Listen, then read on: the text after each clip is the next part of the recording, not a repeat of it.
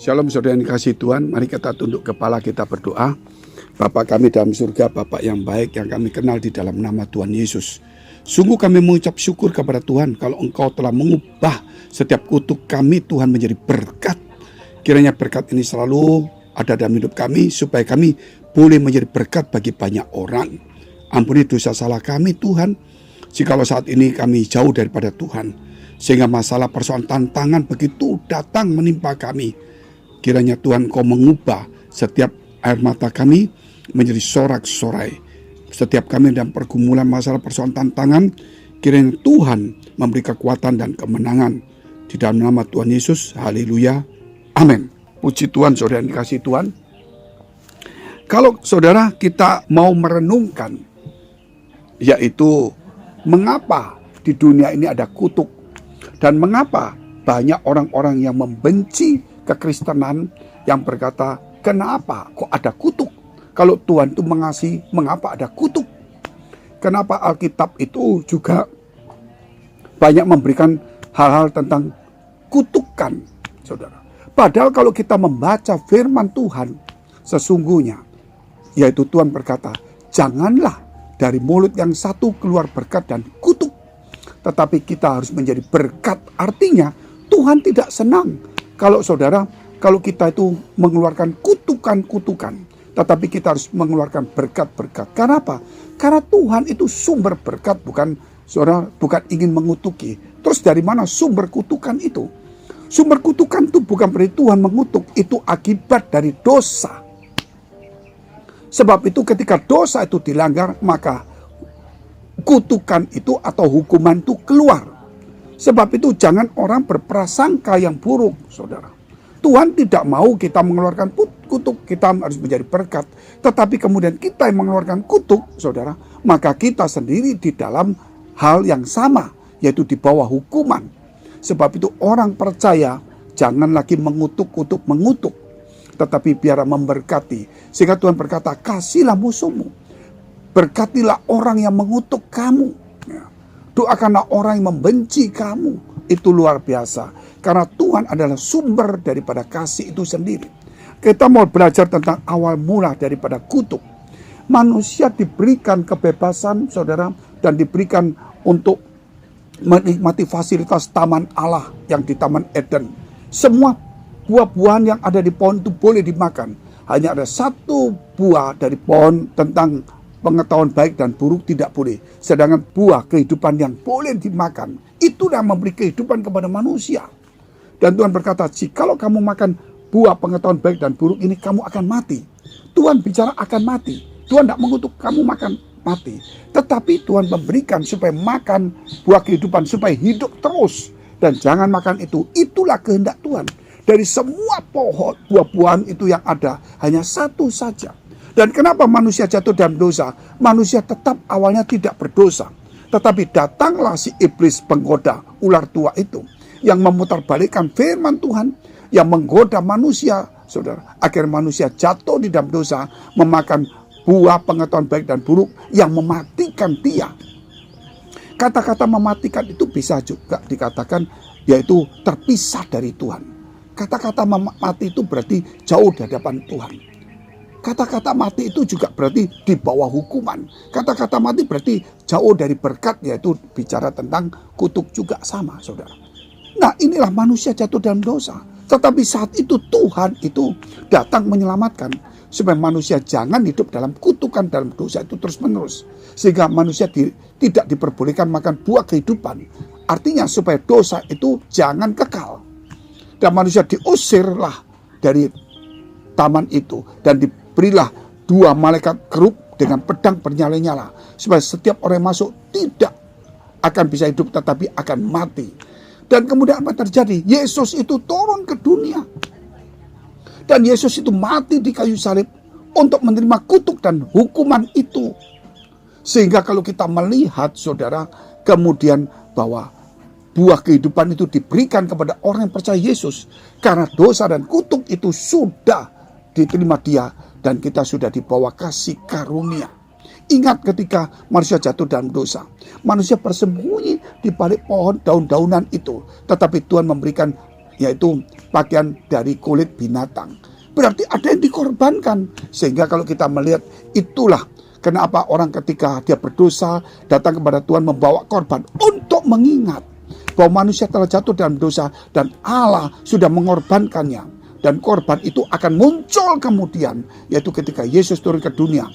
Maka Nabi Yohanes Pembaptis, nabi terbesar, berkata, lihatlah anak domba Allah, dialah, saudara.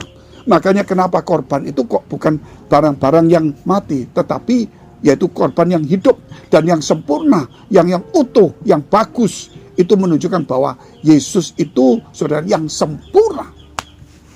Sehingga kita tidak boleh mengorbankan ya korban-korban yang kakinya putus, atau telinganya hilang, atau yang cacat, saudara. Tetapi yang itu, untuk apa? Korban itu harus sempurna untuk menebus kita-kita yang cacat di dalam fisik, di dalam dosa, dan sebagainya. Kita lihat dulu satu firman Tuhan. Galatia 3, ayat 13 dan 14. Kristus telah menebus kita dari kutuk hukum Taurat dengan jalan menjadi kutuk karena kita. Sebab ada tertulis, terkutuklah orang yang digantung pada kayu salib.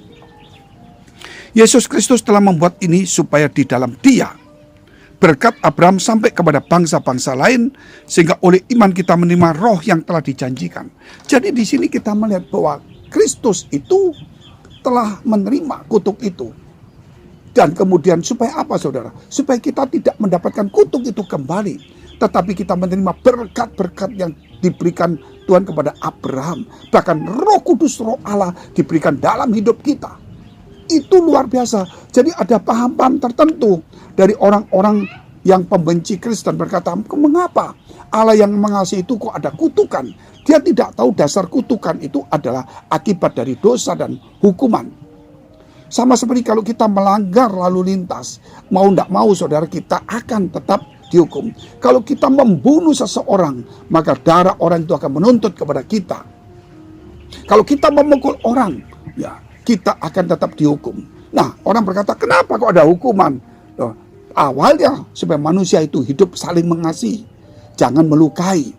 Dan itu karena manusia tidak taat, kemudian manusia jatuh dalam dosa, maka hukuman itu muncul, kutuk itu ada. Kenapa?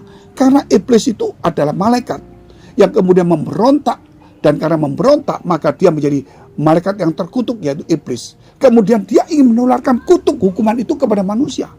Ketika dia tularkan dan manusia kena, maka Allah menyelamatkan manusia. Dengan cara apa? Dia yang menerima kutukan itu, saudara. Dia yang menjadi korban, bukan domba-domba yang kita sekarang persembahkan kepada Tuhan. Itu hanya seperti kiasan, bahwa ketika manusia jatuh dalam dosa, itu diperlukan korban itu. Makanya Tuhan membawa kulit binatang, berarti ada korban. Untuk mengenang korban yang akan Tuhan berikan untuk menebus dosa manusia, maka manusia menghadap kepada Tuhan itu dengan memberikan korban-korban, tetapi korban yang sempurna. Ketika Yesus turun ke dunia, maka orang yang percaya Yesus tidak perlu ada korban, karena itu sudah digenapi semuanya. Nah, supaya apa, saudara? Supaya kutuk itu hilang ketika kita percaya Tuhan. Karena Tuhan itu mengasihi kita, sehingga dikatakan kutuk diterima Tuhan, berkat diberikan kepada kita. Sehingga orang yang membenci kekristenan, yang membaca firman berkata, kenapa di Alkitab, kenapa kok banyak kutukan, Tuhan kok selalu mengutuk. Itu salah, saudara. Yang benar itu sekarang saudara melihat, Tuhan itu mengasihi, menerima hukuman itu. Dan Tuhan ingin supaya kita menerima berkat itu sendiri.